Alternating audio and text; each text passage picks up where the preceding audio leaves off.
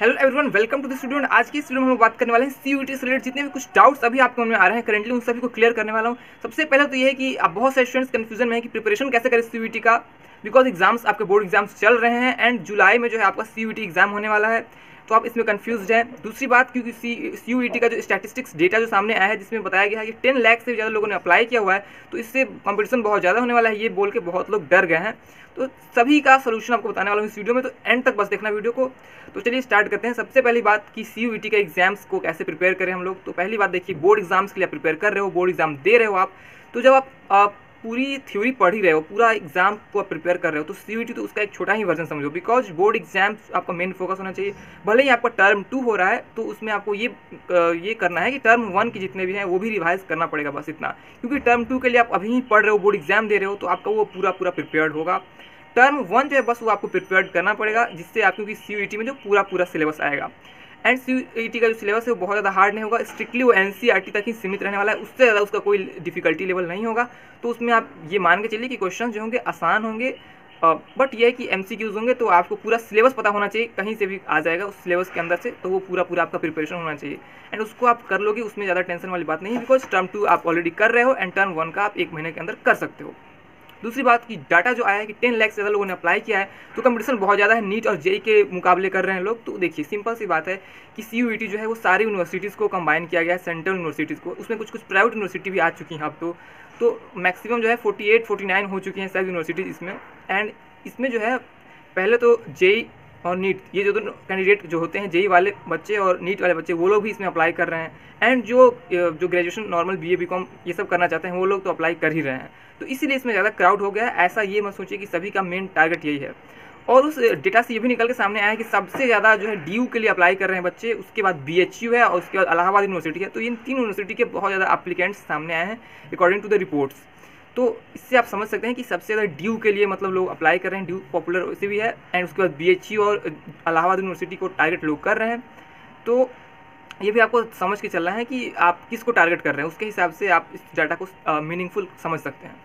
और अगर आप ड्यू को टारगेट कर रहे हैं तो इस चैनल को बिल्कुल सब्सक्राइब अभी के अभी कर लीजिए, बिकॉज मैं यूनिवर्सिटी ऑफ दिल्ली में स्टूडेंट हूँ, पढ़ रहा हूँ, एंड आपको जितनी भी इन्फॉर्मेशन होगी दिल्ली यूनिवर्सिटी से रिलेटेड, सारी इन्फॉर्मेशन आपको इस चैनल पे मिलती रहेंगी एंड बहुत ही ऑथेंटिक इन्फॉर्मेशन मिलेगी। बिकॉज बहुत सारे यूट्यूब पे वीडियोज़ जो है वो बन चुके हैं दिल्ली यूनिवर्सिटी को लेकर के, और बन भी रहे हैं, बट मैं जो अभी प्रेजेंट पढ़ रहा हूँ और अभी की क्या सिनेरियो है ड्यू की, कौन कौन से कॉलेज में क्या क्या मतलब आपको चल रहा है, क्या सीन है, क्या जो उसका ग्राउंड रिलेटिव, वो मैं आपको इस चैनल पे बताने वाला हूँ आने वाली वीडियोस में। इसलिए स्टे ट्यून रहेगा, सब्सक्राइब करके नोटिफिकेशन बेल को भी जरूर क्लिक कर लीजिएगा। बिकॉज बहुत सारे लोग जो है वो कन्फ्यूजन में रहते हैं कि ये तो कॉलेज पॉपुलर है तो इसी को पॉपुलरिटी में कैरी करते चले जाते हैं, बट ऐसा नहीं है। समय के साथ साथ बदलती हैं चीज़ें, और कुछ कॉलेज जो पॉपुलर थे उनका डाउनग्रेड भी हुआ है, कुछ जो डाउनग्रेडेड थे जिनका कोई नाम भी नहीं था वो भी धीरे धीरे आगे बढ़ रहे हैं। तो करंट सिनेरियो में कौन सा बढ़िया है, किस में जाना चाहिए, किस में नहीं, क्या रियलिटी है ग्राउंड, वो सब आपको इसमें बताई जाएगी इस चैनल पे। और क्या क्या आपको डूज एंड डोंट्स से लेकर हर एक चीज़, मतलब एक आपको गाइडेंस जो मिलेगा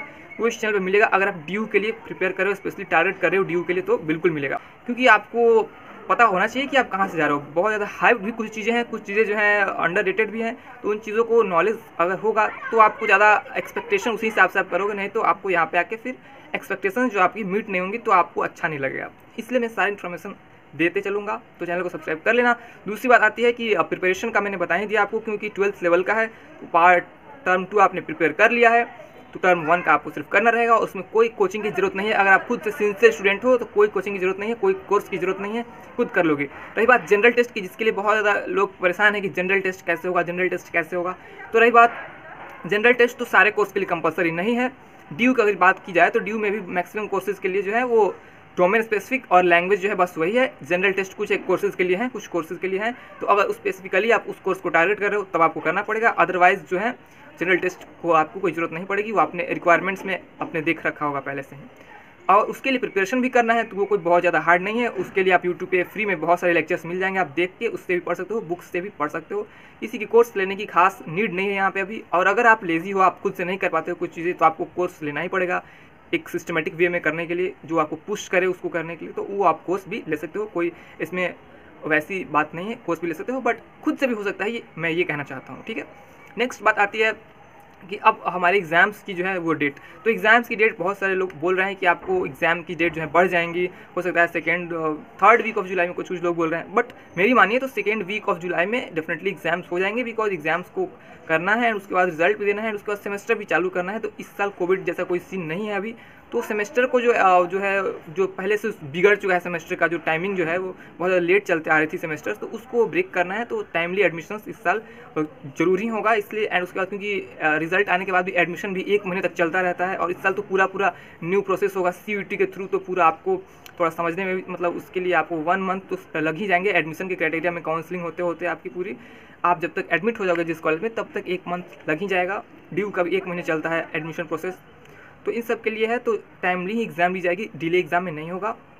एंड अगर कोई भी आपको क्वेरीज हो तो आप डाउट जो भी हो आप कमेंट कर ले, बिल्कुल भी कोई भी इसमें हेजिटेशन ना करें। एंड चैनल को सब्सक्राइब कर ले, बिकॉज ड्यू को आप टारगेट कर रहे हैं, तो उसकी सारी इन्फॉर्मेशन, जितने भी उसके पॉजिटिव एस्पेक्ट्स हैं, निगेटिव एस्पेक्ट्स हैं, क्या अभी का सीनेरियो क्या है, कौन से कॉलेज की क्या स्थिति है अभी, वो सब आपको इस चैनल पर बताया जाएगा, और बिल्कुल एक्सक्लूसिव कंटेंट मिलने वाला है आपको।